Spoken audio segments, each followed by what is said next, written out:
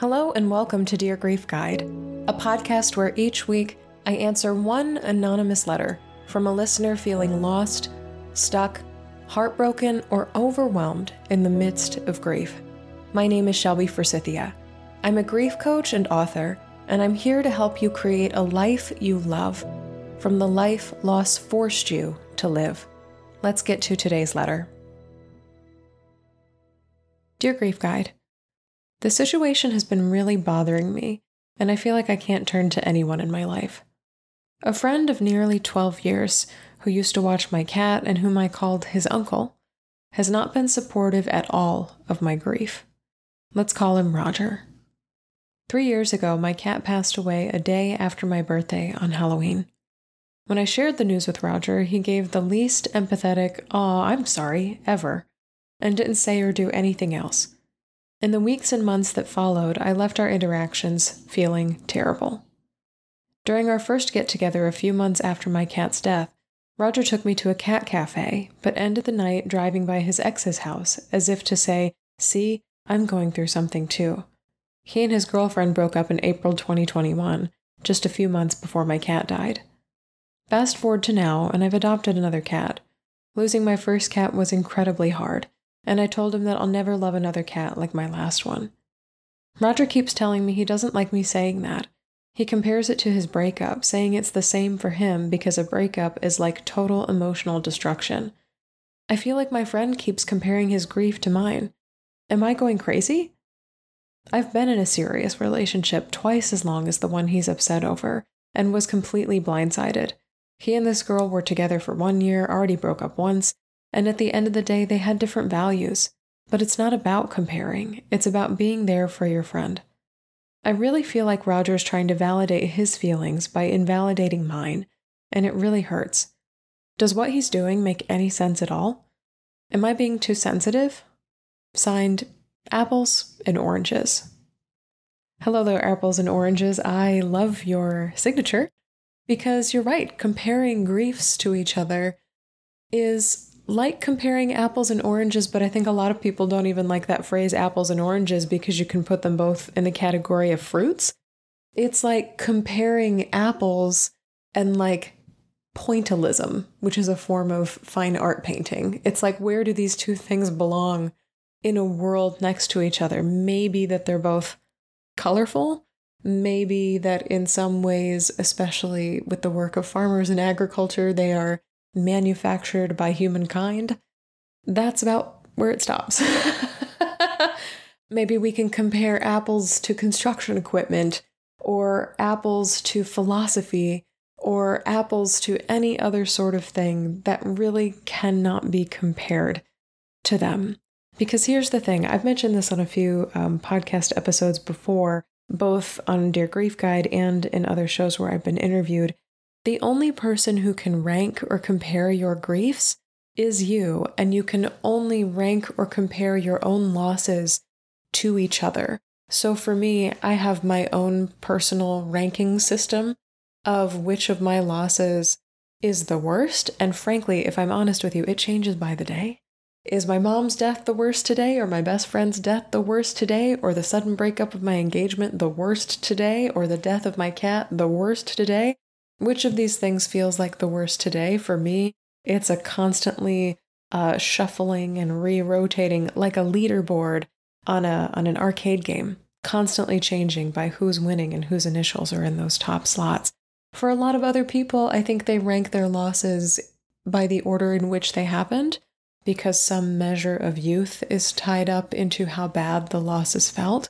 For a lot of people, closeness or proximity to the person who died or the significance of the loss is how they rank their losses. But again, the ranking systems we have for our own personal grief are as different as we are. So I can't look at my experience of losing my mother and look at somebody else's experience of losing their mother and compare them, much less look at my experience of losing my mother and somebody else's experience of losing a mother and compare them, much less look at my experience of losing a mother and somebody else's experience of major job loss and compare them. They are different. Every single loss is different. You can lose the same role of a person in your life. You can be grieving the same thing, such as a pet or a disease diagnosis or an animal or a pregnancy loss. You can be grieving the same category of a thing, but the depth and the richness and the nuance of your relationship to that thing or person or animal, that cannot ever be compared. I don't think you're crazy. I think what's happening is that Roger is playing a long game, 3 years now, of suffering Olympics, where in some ways, and you even got the sense when he drove by his ex's house, he's trying to let you know that he is suffering too, and perhaps that he is suffering worse than you are. He is trying to do this thing where he's relating to your pain by sharing his own, but what ultimately happens, it sounds like, is that you don't feel seen and heard, and he doesn't feel seen and heard, and so your friendship is really damaged and impacted negatively because of it. And it really sounds like he is trying his best to relate, and it's not great. It's not a good time. It's not anything that is resonating with you. It sounds like he doesn't have the capacity to make space for the significance of your grief and significance of your loss without also injecting his own life experience with grief to the depth and the level that he knows it. I think you phrased this very well, that Roger validates his grief by invalidating yours, something about needing to prove his pain or needing to demonstrate or show his pain is coming up. I really can't psychoanalyze him very far because I don't know him. But I wonder if you have capacity, if you have it in you, if this is a friendship that you would like to maintain, if there is room between the two of you to issue an invitation to him of an alternate way of being when it comes to grief. So, for example, you could say something like, hey, instead of bringing up your ex whenever I talk about my cat, I would actually really love it if we could share some memories of my cat. You're his uncle in life and in death, and you have just as many silly memories of him as I do. I'm not sure if you enjoyed visiting the cat cafe, but maybe that's a place you could visit together. I know for me, I would not want to visit a cat cafe after the death of my cat, but maybe that's something that's comforting to you. So if it is, that could be a place where you regularly gather together around cat-oriented activities. And so saying something like, hey, instead of driving by your ex's house again, why don't we set a date to go to the cat cafe in the future? And based on what you've written, based on how you speak about Roger and the impact that he has on your life, I get the sense that maybe he's not a person you can share your cat's memory with, or maybe just your grief with. And if that's true, if that is the reality that you're living in right now, that no matter how hard you've tried, no matter what way or what phrase you've used to ask, no matter how many boundaries you've set, no matter how many times you've let Roger know clearly and maybe passively that you don't appreciate having your grief compared to each other, maybe it's time to release this relationship. This is worth grieving, though, if that's the conclusion you've come to, because it sounds like your cat was really close to Roger, and Roger was close to your cat, and you had a lot of memories tangled up together. Like there is a chapter in your life that was written and cannot be unwritten that includes you and Roger and your cat all alive, all existing in the same little life together. And to write chapters now in the future where Roger is not included and your cat is dead.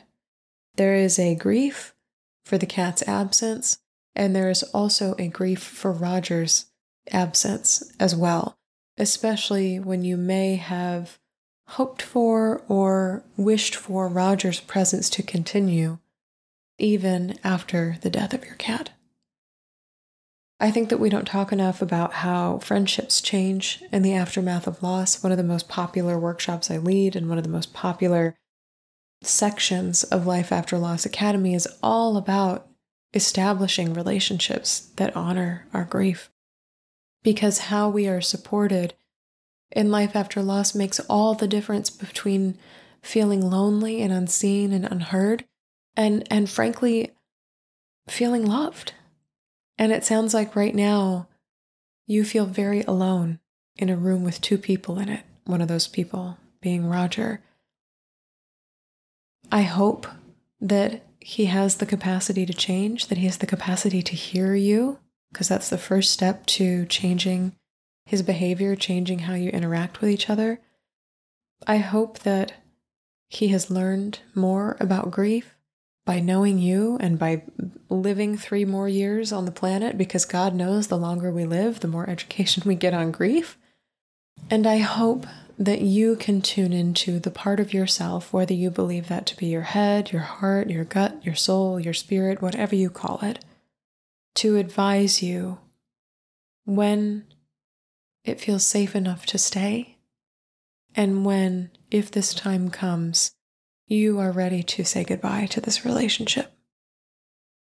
I am wishing you so much love and luck, loving blessings for your cat who died, and blessings for this new cat who is in your life too, and the joy and the value and the love that they bring alongside, both of them, all of them, together.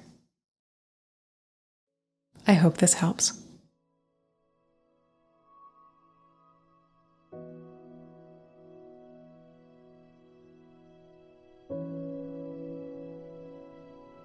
That's all for this episode of Dear Grief Guide.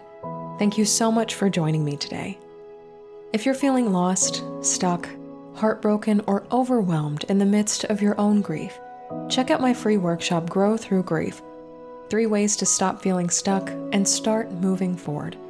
I'll give you 3 easy, actionable tools for navigating life after loss and show you how you can create peace, stability, and compassion right there in the middle of grief's confusion and uncertainty. You can find the workshop link in the show notes. If this podcast helped you feel a little less alone in your grief, please subscribe and leave a review on Apple Podcasts, Spotify, or wherever you're listening. And be sure to share Dear Grief Guide with a friend, because you never know what someone you love is going through. You can submit your anonymous letter for the show and find additional grief support at shelbyforsythia.com. Music for Dear Grief Guide is performed by Addie Goldstein. Editing by Rue Spence of Synivia. Until next time, I see you. I am so proud of you and the work that you're doing in the world. And I love you. Because even through grief, we are growing.